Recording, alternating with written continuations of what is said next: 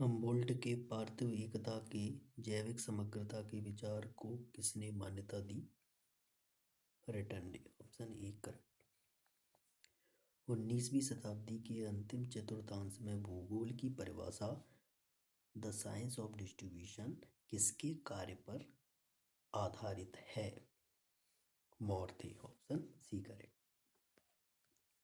1950 दशक की shaper Hodson voice ने एक विशिष्ट परिवर्तन पर जोर दिया। क्षेत्रीय विविधता से स्थानिक एकीकरण। Option B correct.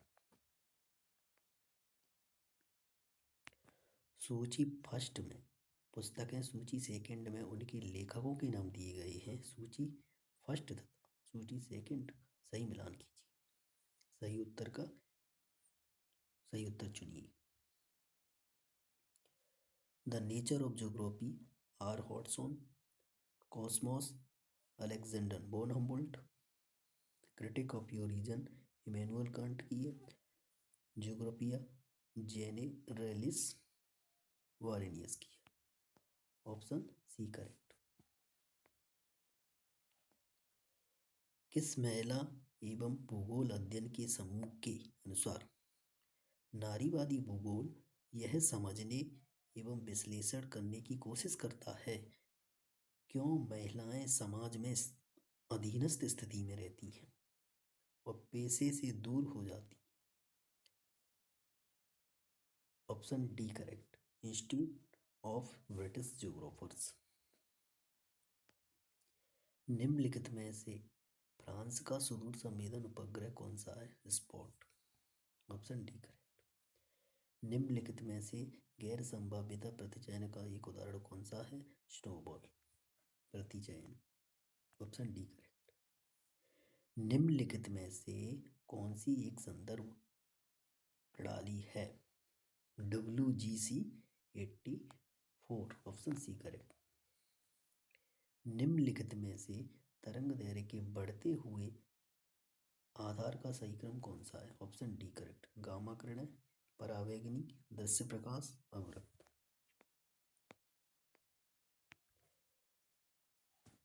निम्नलिखित में से विषय वस्तु के आधार पर वर्गीकृत मानचित्र का उदाहरण कौन सा है? भूकर मानचित्र। Option D correct. इनमें से स्थिति औसत कौन सा है? माध्यिका। Option B correct. बेलनाकार समचित्र प्रक्षेप को सर्वप्रथम किसने बनाया था? John Heinrich Lambert. Option A correct. निम्नलिखित मानचित्र प्रक्षेपों में से किसमें प्रकाश स्रोत की अनंतता होती है? लंब कोणीय ध्रुवीय का मध्य प्रक्षेप। Option C correct. निम्नलिखित में से कौन सा परिच्छेदिकाओं का प्रकार नहीं है? रेखीय परिच्छेदिका। Option B correct. अवलोकन की स्थिति में परिवर्तन से वस्तु के स्थान में दृष्टिकोण परिवर्तन को कहते हैं parallax. Option C correct. Himalaya पर्वत को उत्तर से दक्षिण के क्रम में रखिए। Karakoram, Ladakh, Zanskar, Pir Panjal, Shivalik. Option A correct. Jammu Kashmir, Himachal Pradesh, Uttarakhand, Bihar राज्य भूकंप की दृष्टि से संवेदनशील हैं, इसके लिए कौन से कारक जिम्मेदार हैं?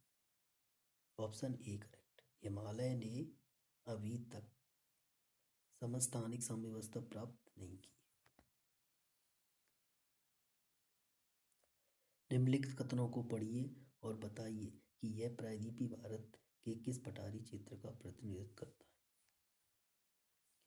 यह अरावली श्रेणी से घिरा है।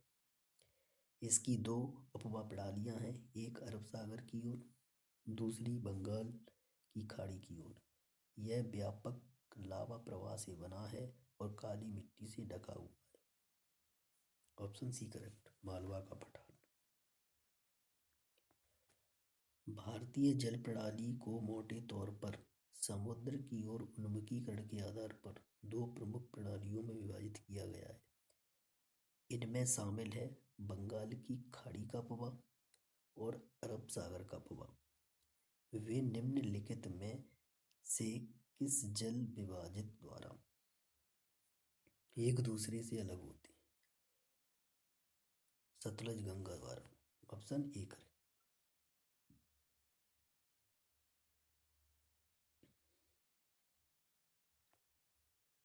जन्म के समय अनुपात किस प्रकार का लिंगानुपात है? द्वितीयक। ऑप्शन बी करें। निम्नलिखित में से कौन सा मानसून के संबंध में सूखे का संकेत है? Option B correct. किसी दिए गए क्षेत्र के लिए मानसून के आगमन की सामान्य तिथि से 3 सप्ताह की अधिकतम देरी।